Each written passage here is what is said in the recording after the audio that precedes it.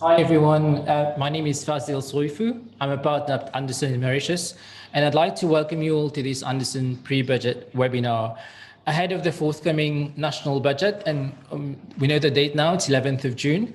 We didn't plan it in such a way that the announcement was last night, but it's good to know that we've got a date, so we've got something to look forward to. We've gathered a distinguished panel of experts to talk about some of the most pertinent issues affecting the Mauritian economy today. We continue to face the most unprecedented, extraordinarily challenging time in the face of the COVID-19 pandemic.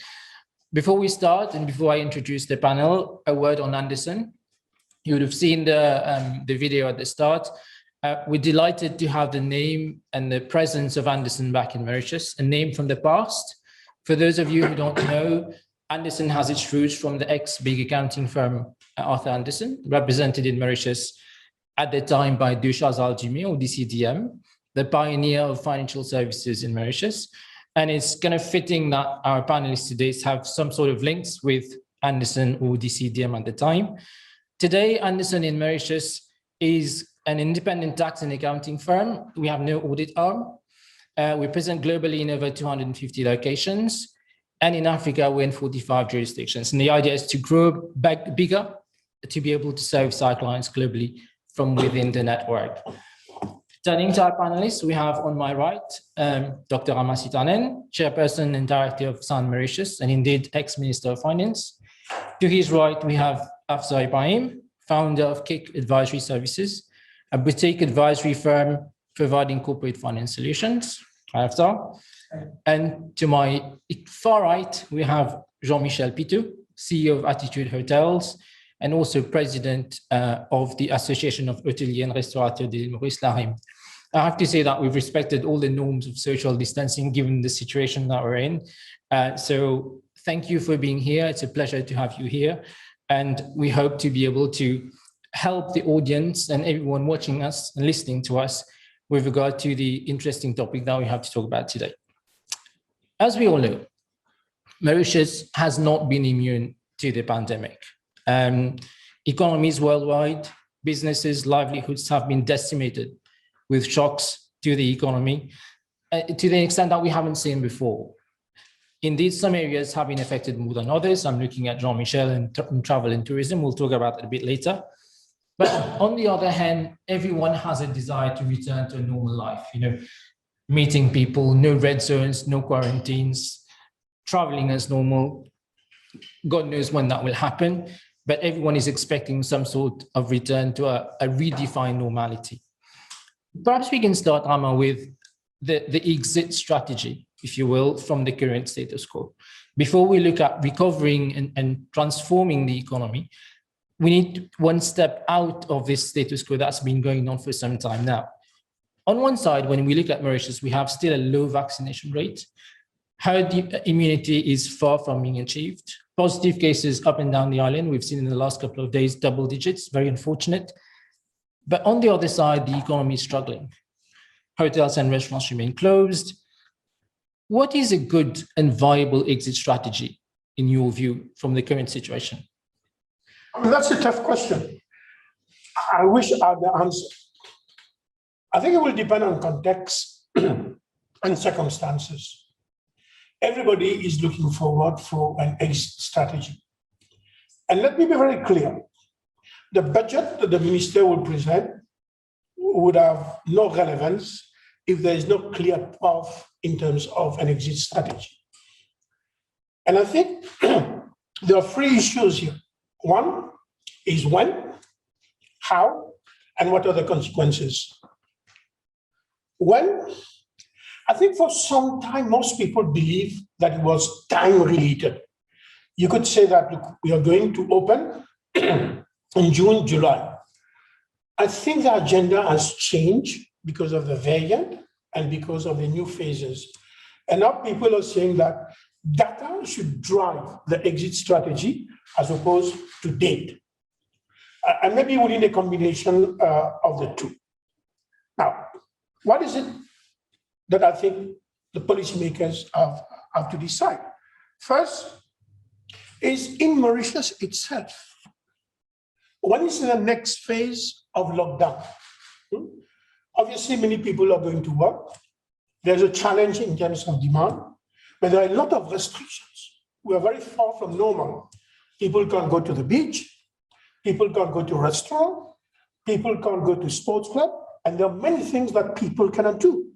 So I think first and foremost, the country will have to decide what is the best time with respect to the resurgence and with respect to the vaccination speed.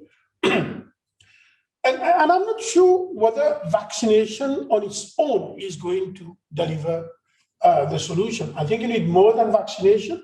You will have to do the 4 T's. I like these 4 T's, test, trace, track, and treat. And you will also have to keep les gestes barrières, which people very often, have let their guard fall. So I think the issue is, how do you do it? In my estimation, you will have to decide how do you unlock the country first, the lockdown. Then the second decision is, how do you open the borders to allow tourists to come in and business people to come in? And what will be the condition? Third is, when do you allow Mauritians to travel? Because we are losing business also. We can't go and do our business in Africa. We can't go and do business in India. And the next one is the economic exit. So you have a sanitary exit and you have an economic exit. For how long can government sustain the wage assistance scheme, the independent support scheme? For how long can government sustain the financial support, the stimulus package? For how long can they support a high debt and a high deficit? So you will need to have an exit. Now, unfortunately, the two exits are intertwined. And let me again be very candid. I'm a bit concerned of the conditions under which we are going to open up the frontier. If we say that, notwithstanding the fact that people have had their vaccination and people have a PCR test before they come, and when they come here, and if in spite of this, you will require tourists to quarantine, I think it's going to be very tough to revive the tourism and hospitality industry.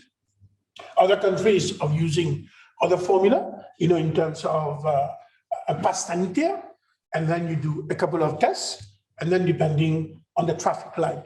So it seems to me that Mauritius will have to adopt some sort of a traffic light in terms of the tourists that will come. For me, for instance, the UK is quite advanced in terms of vaccination, and they seem to be doing all right. So maybe if we start to open up, the Brits, will be first on the go. We've seen fans in stadiums already. I don't know about that. I'm just saying that I think there will be a double traffic light. One traffic light for Mauritius to accept people who would come to Mauritius, and one traffic light from the other country also. We may have green, but if the other country believe that we're not green, then we're in problem. Just look at the challenge between the UK and Spain. Spain said, look, come, because our tourism is in a disastrous situation, whereas the Brits have put Spain on amber. So this creates some problem, because when you go back, you will have to isolate. So I think the conditions under which we do it is very important. Data is extremely important, but I don't see any other solution besides accelerated vaccination. And besides, you continue with the 4 T's, you continue to test, to trace, to track, and to treat, and you continue to communicate with people that even if you have vaccine, you must continue to do A, B, C, D. And we know what is A, B, C, D, les gestes barrières, which many people think when they have done the vaccination, there's no need to do that. So that's a difficult goal, It's easy to criticize. It's not an easy decision to make, especially because of the variant. Look at Tunisia. I was reading about Tunisia yesterday. They're in the 4th wave. Can you imagine this? 4th wave. They decided to open up because they rely on tourism, and then they are hit by another wave. Then you are hit by another variant. And the challenge with vaccination is whether the variant are resistant to vaccine. And there are some experts who are saying that some vaccines are better at handling the variant than others. So I think it will have to be a combination of data, give some flexibility and some certainty to the operators, especially the tourism and hospitality industry. But at the end of the day, I think it's going to be driven by basically how many cases you have. I mean, as we speak now, this is not the time probably for politicians to make the decision to open up, unfortunately, for the industry, because there's been a spike in cases. So I think these are the three issues, the time, the conditions on that you do it, and the consequences. Now, let me conclude on this. There will be consequences also, because I don't know whether government is going to see the economic exit as an all or nothing scenario. You and I know that it's not going to be an all or nothing scenario. Some companies will start to operate. They will still face challenges in terms of economic viability and cash flow. So if you remove the support all of a sudden, I think there's going to be a lot of casualties. So we have to look at the consequences also. It's difficult. There is no hard and fast rule, and there is no playbook, that is going to tell us how to do it. So I think it's going to be like, I like this term, crossing the river by touching the stone and making sure you're not eaten by crocodile. Thank you, Ahmad. You talk a bit about the travel and tourism sector. Indeed, the most affected sector of our economy, and we'll talk to Jean-Michel about that in a minute. But before we do that, I want to focus a bit on the domestic economy itself. We talk about opening up. We talk about the vaccination rate. One area of the sector of our economy that is still struggling badly is the SMEs and the self-employed. You just need to look at the red zone today and you realize that there are people there within a month who haven't done anything. And there's whole communities that are stagnating because of the situation that we're in today. And looking at the number of cases, again, going up and down, more up than down, there might be more red zones and more similar situations in the future. With rising unemployment, with the wage support system that's still ongoing. So what is the exit strategy for this community, for this domestic economy that is struggling badly?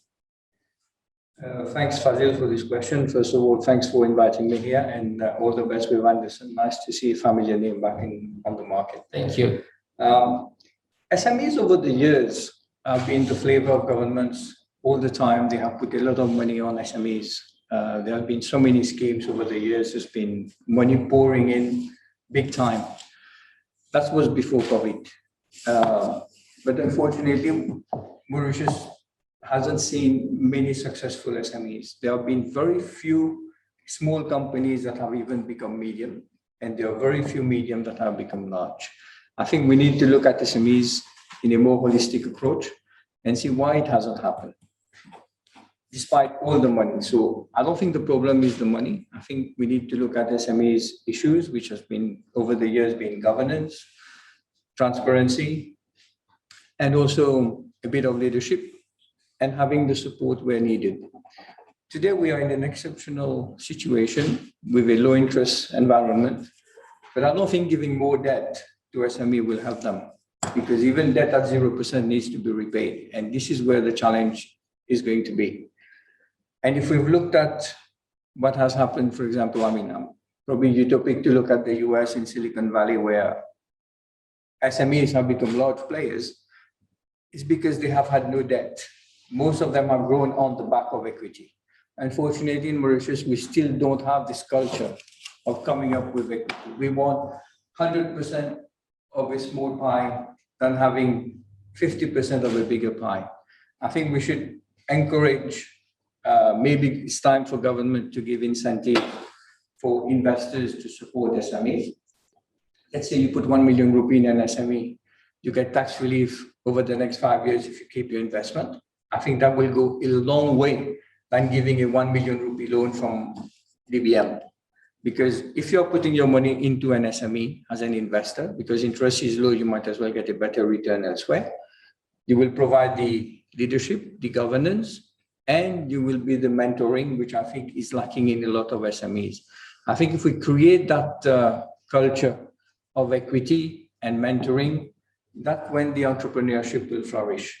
Because otherwise we'll continue to be feeding the SMEs and we will not get the desired result. For the amount of money that has gone in over the years, we still haven't created that much success stories. And if you try to look, we haven't got them. And I think it's a big opportunity now in the midst of this crisis for government to make a paradigm shift. Instead of thinking of how much money they need to put in, how they can allow other people to put money into the SMEs. And I think that will create a new culture and will unlock some of the bottleneck which we have seen with SMEs over the years. And the other point is this transition will need to be carefully managed, because if the government pull the assistance overnight, there will be far more casualties. And we need to be prepared for those casualties, how we provide the support. And then those at the lower level, the sole owners and entrepreneurs on their own, which are not in a corporate culture, they also need some hand-holding. I think there's been a lot of money thrown at SMEs without an encadrement where they need the support. And this education mindset, it's now or never. And I think this crisis will force the changes which should have happened many years ago. Often we rely on, not rely, but in the face of difficulties, we find solutions, or we're more likely to come together to find solutions. Let's hope that this is the blessing in disguise, in a way, if you will, for that sector to be able to think differently and support them. There's one success stories. If you look at the global business today, the OMCs, they were all SMEs at some point. And I think Dr. Stanin can talk about the success story of IFS. We started as an SME at some point in time, it was. And global business has not grown on the back of debt. And this is what we need. I mean, we need more economic sectors like the OMCs in terms of value addition, in terms of job employment creation. And this has been successful because there's been no debt. And I think this is what we need to replicate. Very interesting thoughts, Afzal. We'll get an opportunity to talk about that a bit more later on. But let me turn my attention to you, Jean-Michel. All the les yeux sont braqués sur the tourism industry and the travel industry and hospitality generally, which a sector which finds itself on its knees today. As someone said, it's in a state of induced coma with life support through the government's wage assistance scheme. And clearly, this is an unsustainable situation, both for the government and for the operators, as you will agree. But so everyone wants a reopening up. Okay, so from the operator's perspective, you want to reopen up, you want hotels and restaurants to work. From the public's perspective, there is a concern that tourists will come to Mauritius. What will that mean for us in terms of health issues? Will tourists be allowed to go to markets, or will they be restricted to the compounds and the hotel and the resorts? Has the industry thought of the reopening up, and what does that mean in practice? Thank you, Faiz. Yes, it's a bit of a very weird situation we are in today, and it's a bit of a concern situation, obviously. I think what we must be able to transmit the message to the public is that this industry is bringing so much to the country in terms of money, forex, and in terms of interconnectivity of people, but we really must get this thing going on again. I think Rama mentioned the vaccinations issue. We all agree that this is a box that must be ticked as soon as possible. And I know the vaccines are back to Mauritius, and we are busy reinstating the vaccination program. I think for us, this is a capital thing to do. And then there's a big element of communication also from the government perspective to the public in general, not only to go to get vaccinated, but to explain the benefit of this country opening up again. Rama and Awzal have mentioned all the drama around this closure. I think all Mauritians must understand that it doesn't matter of opening to a tourist. I heard those questions coming from the press, say opening means tourists, I think we must kill that ideas. We do, I'm a hotel operator, obviously, but around this opening, there's so much but can happen, and I think that should be also part of the thinking process of the Mauritians, not only say tourists equals hotel, because this is not good for the perceptions, we are, of course, very worried about the support of the government, but potentially when I hear the DPM talking on the radio, that will be recalibrated from the 1st of July. Nobody knows really what's in the hat of the Minister of Finance, and I agree that he has a very challenging equations, because without support, like Rama said, we will have a lot of casualty.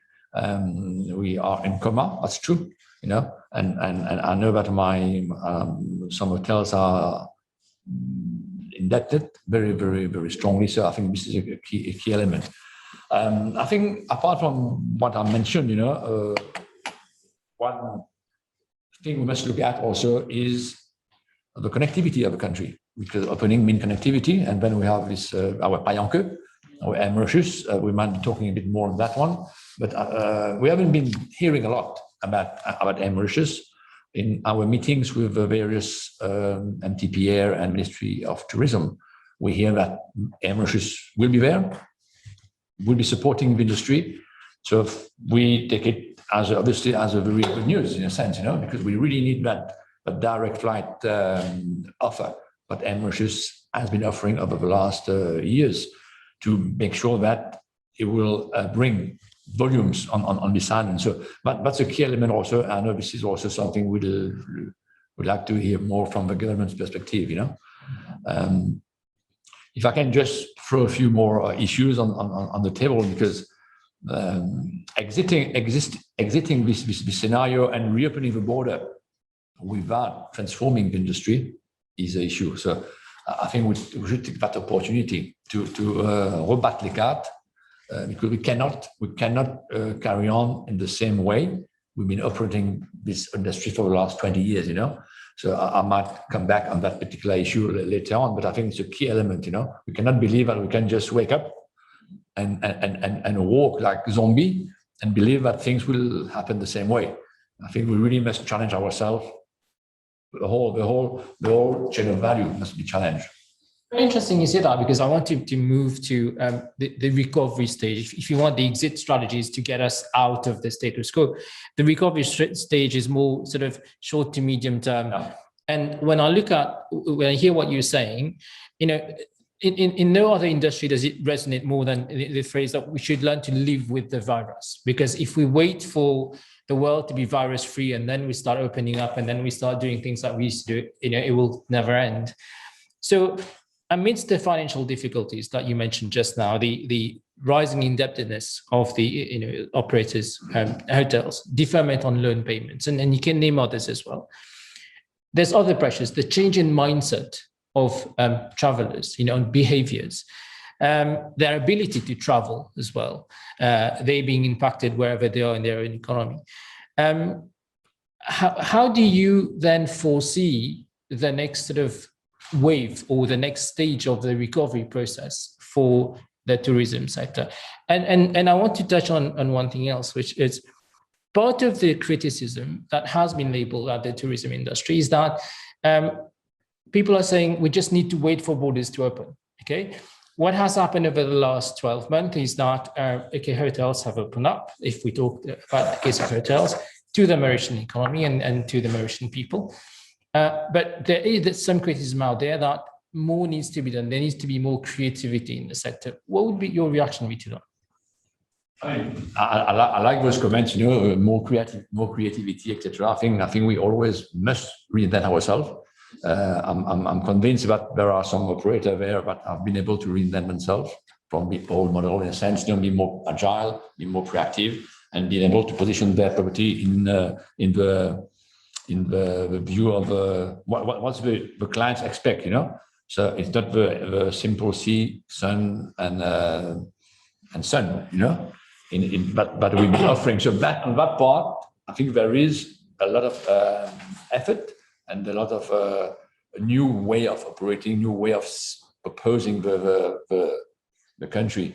So yes, we hear those critics in a sense, I think it's coming, but again, that will happen only also if we have a hand-to-hand collaboration with ministries, with MTPA, and I'm happy to say today that this is happening right now. We've been for a year now. We've been very, very close with MTPA people, and I must say that's the first time I see a fantastic partnership, and we've been listened to. We've been able to share our ideas here and there with MTPA. So I think that also must be key to success and to the creativity, and work together. I think this is one of the issues I was mentioning. We really must work differently to make it happen. Yes, thank you.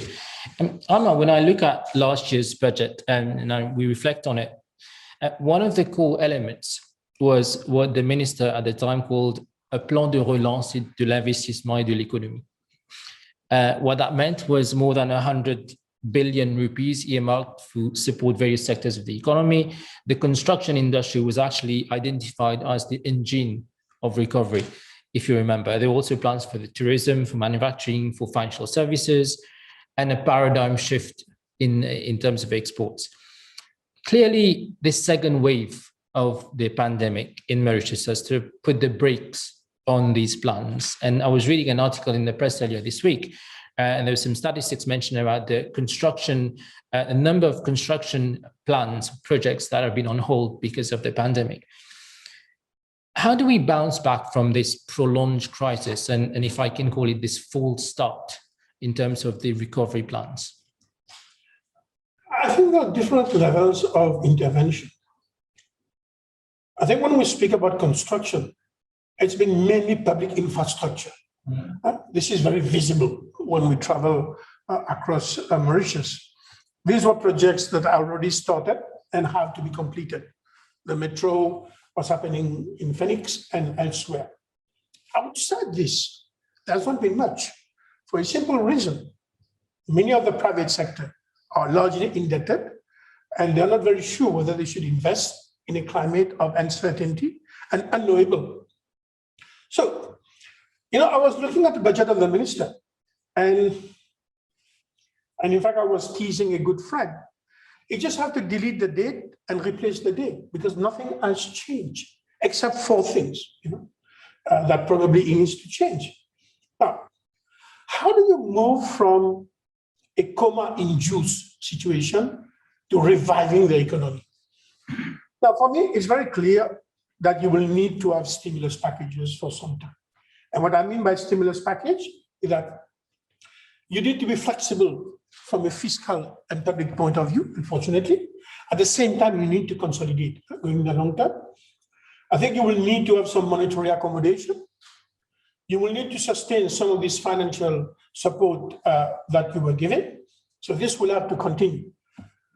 The challenge, I think, that the country faces is, and it's unfortunate, that I have to say this, as an economist, you cannot save everybody. For a simple reason, if you were to save everybody, you're going to save zombies, and you're going to prevent the restructuring of the economy, the innovation of the economy.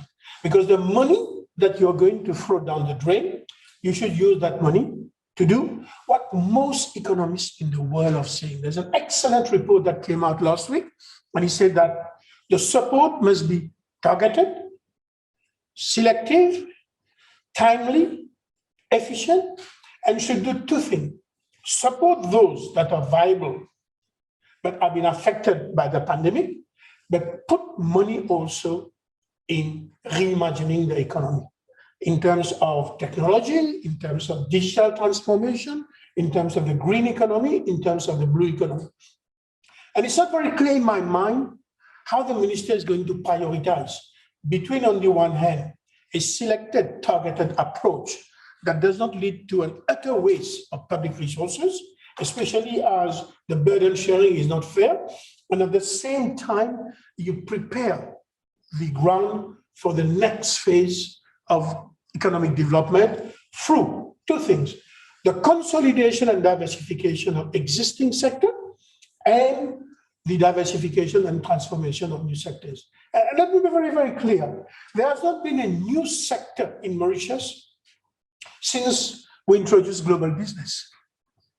And what is required also, again, let me be very frank about this, we need private sector investment in the productive sectors of the economy. And we're having neither of the 2. We're having private sector in real estate development that don't contribute a lot to the economy. And we are having public sector in basically public sector infrastructure. So we have two things missing, and we need to join the dots. So I think the minister will have to continue, to support some of these sectors. And when I look at the 10 points he made last year. Give a boost to the construction sector. This is basically public sector infrastructure only. Yes. Go back to basic with investment in smart agriculture. It does not happen at all. Rebuild our manufacturing fabric. If anything, our local manufacturing fabric has been affected.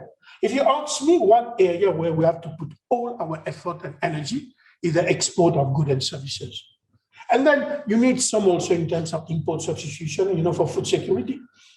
The share of export of goods and services in our GDP has fallen drastically.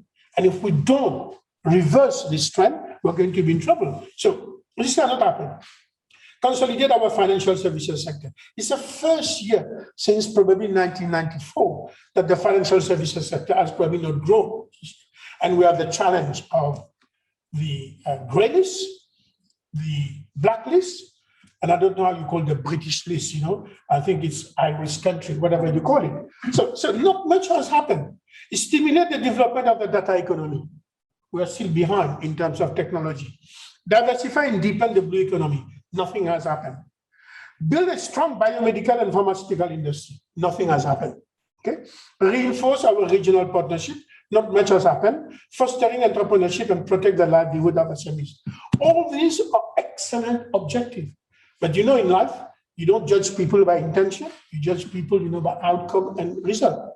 So I think you will have no choice than to repeat, all these objectives this year. And maybe the more so, because the challenge today is much more than last year. And to be fair, some of the challenge, I think, date back before the first lockdown. Then there have been the first lockdown. We learned a bit on the second lockdown, to be fair. We learned a bit, and I think the impact of the second lockdown, except for our friends in the hospitality and hotel industry, has been less than for the first. Thank you, Amma. We'll talk about some of these ideas about the different sectors identified and the transformation in a minute. But first of all, I want to talk about, there's always two sides to the recovery strategy. There's the ideas and the projects and all the good projects that you've listed out. And there's how we get there, how we finance them, how do where does the money come from? And this is the point that I want to talk about before we go back on all these great ideas for the longer term future and resilience and strength of the economy. So Afzal, if I can turn to you. The government has a challenge on its hands as to how it finances the recovery. From the stimulus packages that we've been used to the interventionist measures through the MIC, the Mauritius Investment Corporation. Perhaps you may have one or two words to say about that. And we've got a question from the audience here mentioning the public sector debt. Depending on which metric you use, it's either close to 100% of GDP or above 100. And we know the conclusion of the IMF following the Article 4 consultations about the ownership and the financing of the MIC. And then on the other side, you have the fiscal reforms that last year, again, when I look at the budget, you had the introduction of the CSG, the Contribution Sociale Généralisée. You had the increase in the solidarity levy, or the lowering the threshold to capture more income earners. Some people are worried that there might be an increase in the tax rate, whether it's income tax or VAT. I don't know, perhaps one or two things. So how does the government finance all of this? Clearly, there needs to be a joint sort of public-private sector sort of financing, as Jean-Michel mentioned, and Amma talked about this as well. But how does the government go ahead with all these projects, given the challenges that it's facing itself with all that we've mentioned? Before I jump in, answer your question, I would like to just add a couple of remarks to what Amma has said in terms of focusing on exports of services, goods and services. Mauritius, where we are today, before we even think about which way to go, we have no choice in terms of exports, right? I think Amma is absolutely right. That's the only thing that can get us out. Export our way out of this trouble. But we can't export without connectivity. We are in a situation today where our national airline is grounded.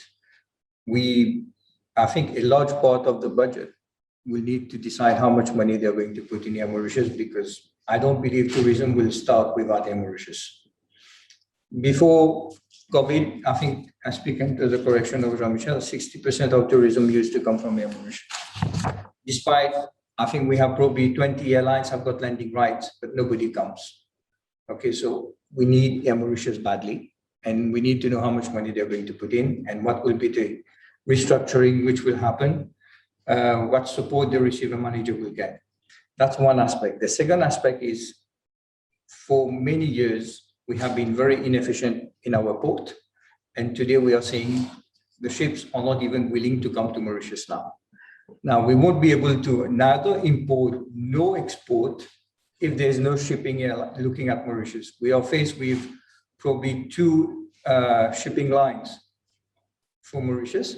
And for an island which is far from its market, we badly need a clear strategy on logistics. We don't have it, whatever the intention, whatever we do, we're dead. I think this needs to come up very strongly, and I wish in the budget to have clear logistic strategy pan out. The next thing is, we are faced with a demand crisis for the local economy, be it for the manufacturing sector. Private sector investment is coming down, because how much can you invest in a local economy with 1.2 million? And we got increased taxes. I think it will be interesting to see how much incremental income has come from the solidarity levy, which I don't think there will be, based on figures which we have seen so far. And you look at the director's report, you'll see that remuneration have come down, so dividends have not been paid. So I don't expect much collection, but we need to broaden the base. I think today we have over 100,000 people, 120,000, I think, paying 10 billion of direct taxes on a collection of 99 billion, if I recall correctly. We need more people. For me, one of the low-hanging fruits we have today is to open up the economy to some foreigners that come and live here. If we take 5,000 families, I'm not talking a lot, 5,000 families from Bombay to Suyak, we can easily accommodate them. And if they spend 100,000 rupees, we're not looking at people of a certain means, but people who got the capacity to invest, who would be happy to be tax resident in Mauritius. And if 5,000 families is spending 100,000 rupees per month, I'm talking about expenses, I'm not talking about investments. This on its own will bring at least 6 billion rupees of economic activity. This is what creates the velocity. This is what will create the sort of drive into it. 5,000 families spending that much money, becoming tax resident here. That is a low-hanging fruit that we need to accelerate. And it will create that dynamism we need. It will probably bring new entrepreneurs. It will probably diversify our economic base, and will also add the sort of talent we need. Then all this fall into place in terms of our strategy of being a financial services center, or being a center of excellence, because at the end of the day, what are we going to provide? I mean, these are the low-hanging fruits, and we don't know how much support government will need to put, because we can't just look at social assistance, because once we open up the borders and government pull the assistance, there will be a lot more casualties, because a lot of companies were already in ICU well before COVID. And once you face the market post-COVID without government assistance, we should expect quite a number of fallout. And then it's a question of who do you support, who you don't support. I mean, we won't have the right solution. It's the trade-off. And then we have to make the choice what trade-off you want. Anything to add on that, Honor? Look, I think this is a very important issue. You know, how do you finance the stimulus package? And I've given considerable thought to that. I mean, you know, economics and finance is not only about figures, you know, it's also about the software, the emotional intelligence, the trust, the confidence. And people must trust the government in its economic leadership. So let me tell you what I think should not be done and what I think can be done. I don't think it should increase tax. And what I mean by tax is corporate tax, personal income tax, and VAT. For a simple reason, I don't think it's going to get a lot of money from it, as I've just mentioned. However, the psychological impact on it is going to be a disaster. I know many people who've left Mauritius because they don't want to pay 40% solidarity tax. It's 40%, you know. A first-year student in economics knows that it is 40%, and it's not 25%. Let's be honest about that. So I don't think it should increase that. I hope it does not print money, because the IMF has told him it doesn't make sense, but forget about the IMF. It's not good for the reputation, for the brand, for the image of the country. You're going to have an accelerated depreciation, you're going to have inflation, and there is not going to be an independence between monetary policy and fiscal policy. So what can he do? I think he has to control some of the expenditures. Now, we need to make the distinction between controlling expenditure and austerity. We don't want austerity, because austerity is going to make life more difficult. So there are many expenses that are not priority. There are a lot of wastages in the system, and we know that.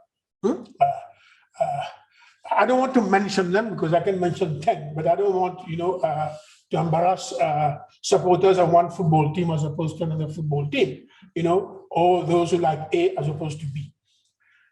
Look, the expenditure of government is about 160 billion rupees. I think the minister said he's going to save 25%.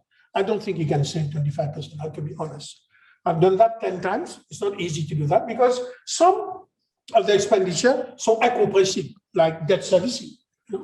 What do you do? On the contrary, debt servicing may increase because the dollar is appreciated and it's taking a lot of loans in foreign currency. So if he can save the equivalent of 3% or 4% of GDP, we always think in terms of GDP, I think that would be a feat. So what would that mean? 1% of GDP next year is going to be about 4.5 billion rupees. Okay, so if you save about 3% to 4%, that's 15 billion. So you put that, in one place. Second, I've looked at the 60 million from the Bank of Mauritius.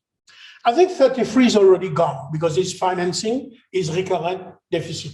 And let's be fair, the deficit will increase for two reasons. Revenue has come down and its expenses have gone up. Expenses have gone up because the wage assistance scheme is much higher. Plus, he has had to invest, in the health sector everywhere. I mean, some of them were grossly exaggerated, but the money has been spent. But he poured 29 billion rupees in two funds, the National Resilience Fund and the COVID Fund. I don't think he spent more than 9 billion, including Mauritius. So he's got about 20 billion rupees, if not more, that he can recycle. That's about 4.5% of GDP. So you get 3.5, 4.5, one from saving, the second one, from the use of fund recycling of this fund. Then, if I were him, I would make sure that there is growth of about 5%. Then you get what the French call the dividende de la croissance. When there's more activities, and I think he can get about 2% if he's smart, depending on how he plays it out. So if you get 2% or 3% in terms of what I call tax buoyancy, so that's I don't think you can dispose of assets. I don't know who's going to buy Mauritius, who's going to buy. So the problem with public asset, those assets that people want to buy, they don't want to sell. And those assets that they want to sell, people don't want to buy. So you have this issue. Then I think you need to do burden sharing. Let me be very honest. I think the MIC must be restructured. Those that need the support must get the support, but you need to restructure it. I suggested last year how it should have been done. It should be in an SPV, where government put money, the Bank of Mauritius put money, the banks put money, and the shareholders put money. And then you operate a guarantee like the French government is doing. If you are good and you're putting some money, you share the risk, we are willing to give you guarantee up to A, B, and C, and D. So I think if he does some burden sharing, across what I've suggested, I think he can save some money. And then, unfortunately, he will have to let the budget deficit and the debt increase. So I don't think he's going to get more than 100 million of rupees of revenue next year. So he's got a massive gap. He's got a massive gap. So I think he should try to avoid taxation. In fact, I think he should reverse some of the taxation that he introduced last year because he's not getting any money out of it. And whereas if you have a tax which is broad-based, I think you get more revenue than you have a tax which is highly which disenfranchise people. And the CSG also, I think, need to be revisited because the challenge that you are facing, the ease of doing business in Mauritius may be improving. The cost of doing business has increased sharply. And Mauritius will not be able to attract investment except in IRS and the other sectors. So this is, I think, how you would finance it until you do some corporate structuring. You need to do some corporate structuring. And it's very unfair for the private sector to ask only government to do reform and they don't want to do the reform. And the reform can be in terms of corporate structuring. You dispose of some of your assets, you include people to come, you review your high costs, of some of these companies. And I think you need consolidation. You need consolidation for a simple reason. There's not enough tourists for the next 4 years to fill all the hotels at 65 or 67% occupancy ratio where they need to make money. There's not. So everybody is going to lose money. And we've seen that in the past. I was telling some friends, when I was studying for 6 standard, there were 21 milling factories. Can you imagine if we had kept 21 milling factories in what SHIT would have been today? So I think the same thing has happened in textile. So we need consolidation. We need corporate restructuring. However, government must support this transition because it's very unfair that when you remove the support, only the SMEs are going to go to the graveyard. Whereas some of the big ones, look, they're also in deep trouble and they need to restructure. It's very interesting you say that because that's one of the points that I wanted to pick up with you, Jean-Michel, in terms of the future of the tourism industry beyond the recovery stage. Can we expect to see integration, consolidation? Can we rely on the existing markets? Our markets are badly affected. You take from India to Europe. And you talked from the outset when you were talking about some of the features that you'd like to see and the creativity in the sector. For the long-term resilience of a sector, and I was speaking to someone yesterday, one observer of the economy and someone who speaks and talks regularly about the current affairs. And he was saying, perhaps it's the end of a cycle for Mauritius. Do you share that view? I could agree with that, basically, end of a cycle for many, many things in this country, obviously. What I touched on just early on is this transformations of the way we market the country and the way we have TPA, for example, the Tourism Authority, which are the two regulatory bodies in this industry, must, in my humble mind, reinvent the way these whole things work. We've been having this institution for the last 15 years and been doing a great job, but tomorrow that can carry on. I reckon we really must work more on data. Rabah mentioned that. We do not have expert data guru feeding the market, the tourism market, with key data.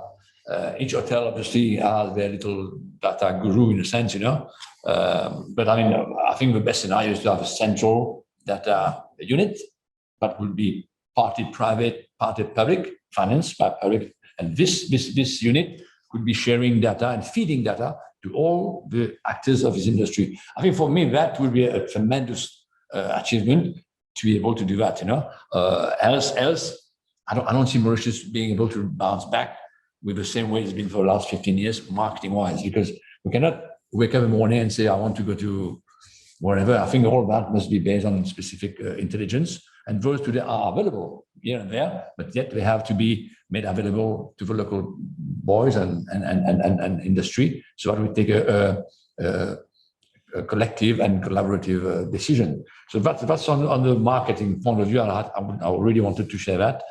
Now on the markets, it's true. It's true that we've been trying to have new markets in terms of Asia, China, etc. We didn't succeed on the Chinese market. Okay, India has been doing phenomenally well the last 5-6 years, so we can count on India a lot.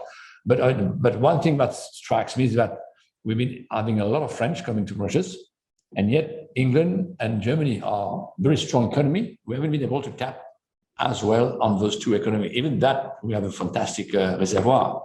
But we must say, we've not been able to, so maybe we've not been enough competitive on those markets. So this is a challenge for us going forward to understand why we fail in a sense, on those two markets, and how we can recuperate maybe a lost opportunity. I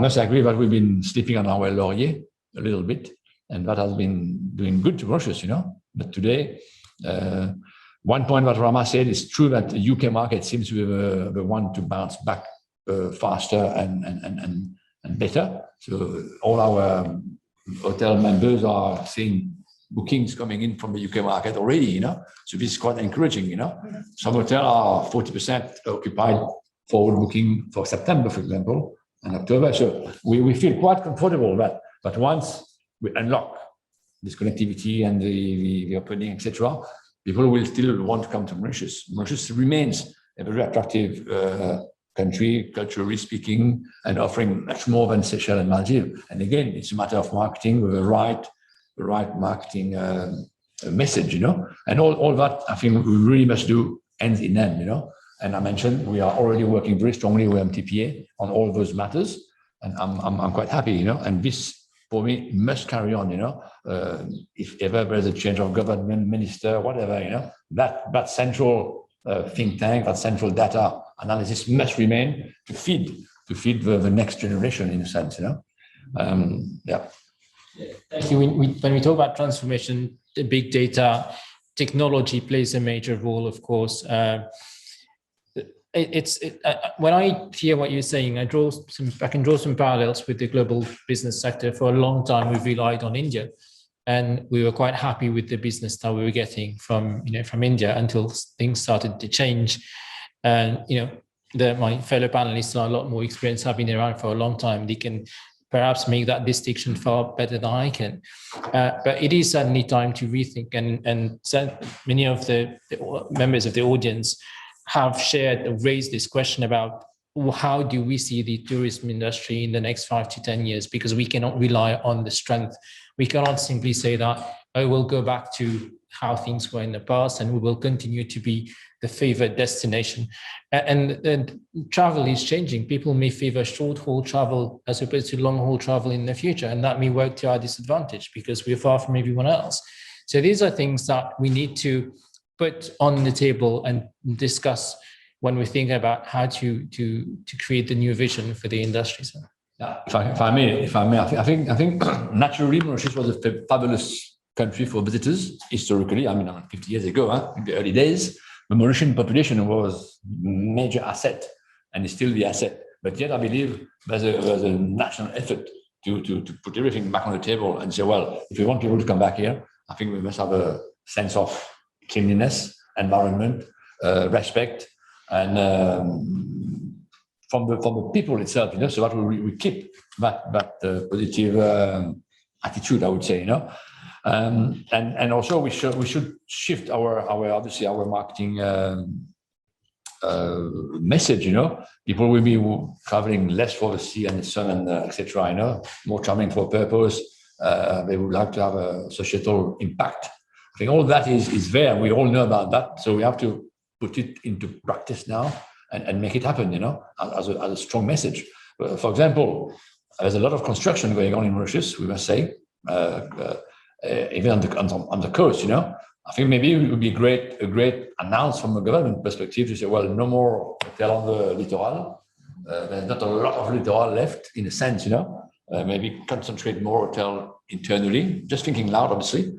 But that would be a great signal to the Mauritius population and to the people outside, saying, well, Mauritius respect the environment, Mauritius respect the nature.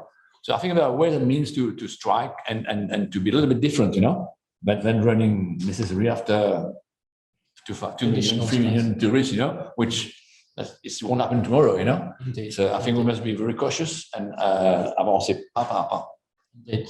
Now, time is running out. I've got some final thoughts, and perhaps if you could talk a bit about the global business sector itself. And there's some good news earlier in the year with beyond the sector, just generally about agreements being signed at the end of last year, the Chinese FTA, the Indian SECPA, the Free Trade African Agreement.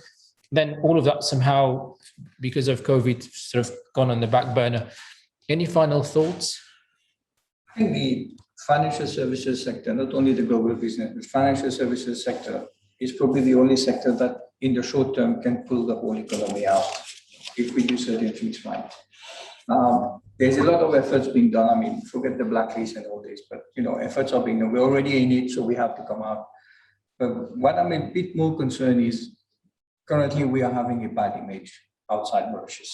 And I can't explain it, but the media seems to be having a field day against Mauritius.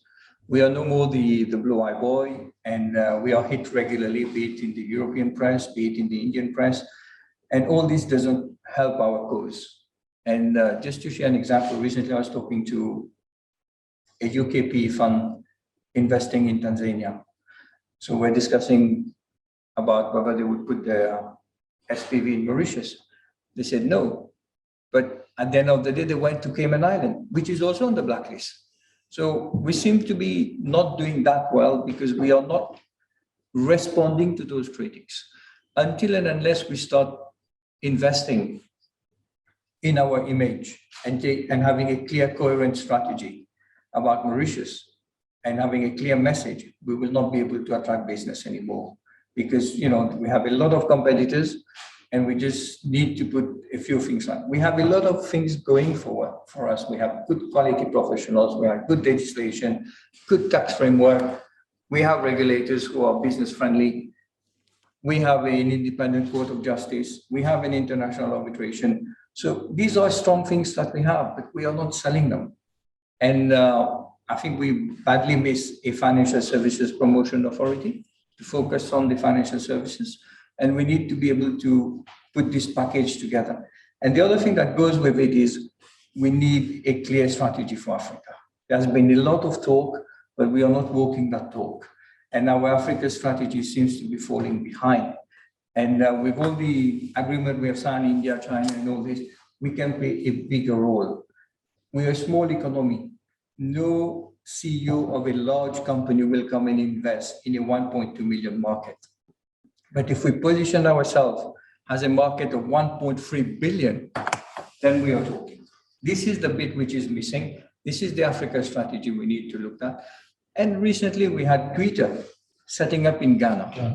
I mean, if you do a analysis of Ghana versus Mauritius, we beat Ghana on every index you want to. Still, they went to Ghana. So there are things we are not doing enough here, and we are not aggressive on our marketing, and we need people to go out and get the message across. Thank you, Hafsa. Amma? I think the key question is, can we build back better? And what I mean by can we build back better? We're trying to do three things at the same time. We are trying to get out of the survival mode, trying to revive the economy and transform the economy. I meet many people who tell me that this can be done in sequence. I think they're wrong, because it's possible to get the wrong recovery, and then this is going to affect your transformation. So the idea is that, is it possible to roll your transformation into your recovery? Let me try to explain. I think you need to consolidate existing sectors. And we know what are these sectors. Sugar is still important. We need to find a solution for an economic price for bagasse. This makes sense. We know what are the challenges in manufacturing, especially exports of goods and services. We have to put some emphasis on food security. So in each of these sectors, I think you can consolidate. But at the same time, you have to diversify into new sectors, which we have not done. So if we spend too much time on consolidation, at the risk of basically some lame ducks, You may forego on diversification and you may forego on transformation. And what I mean by transformation is you build an economy that is resilient, that is inclusive, that is green, that is sustainable. Not in terms of words, but in terms of outcome. This can be the green economy, the blue economy, the circular economy, the Africa strategy, data, technology, the digital economy. So all this, I think what you need, some of the old economy will go. What we need as policymakers is to build an ecosystem where new ideas come, innovation comes, and they're going not only to replace the old job, but going to produce better job and better paid job. And this is normal life.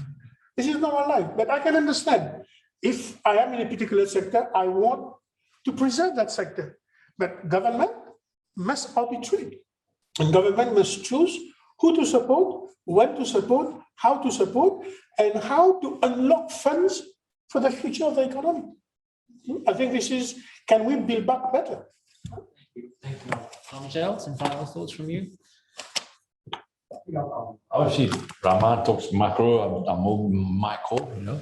I think in all this transformation of this industry, again, for years we've been adding up institutions, regulations, tax, everything was fine and all that was acceptable, you know. We are at the end of this cycle, like you said. I think my dream scenario is to reverse back to what it used to be 10 years ago. I'm talking about, for example, the flexibility of working right of the law, for example, for the hotels. Over the year, we've been moving, and we are now even worse than in France. I think that is a key element, but would not help our competitiveness, you know. So we've been obviously discussing with government, and we look forward to see what's going to happen, because we need some more flexibility, polyvalence, for example, to be able to make this industry bounce back, you know. It's otherwise too rigid, you know, and we've been arguing. That's another point I wanted to make today. You've made it. Thank you. Thank you very much. We've arrived at the end of the webinar. There's so much to talk about. It's impossible to fit it all in an hour. But I hope that our audience has enjoyed the discussions, and I'd like to thank them for their participation. Thank you, the panelists, of course, for lending your support to this event and for your insights. And we now look forward to the budget and hopefully some blue sky thinking. On behalf of Andersen, I'd like to thank you all again. Keep safe and have a good day.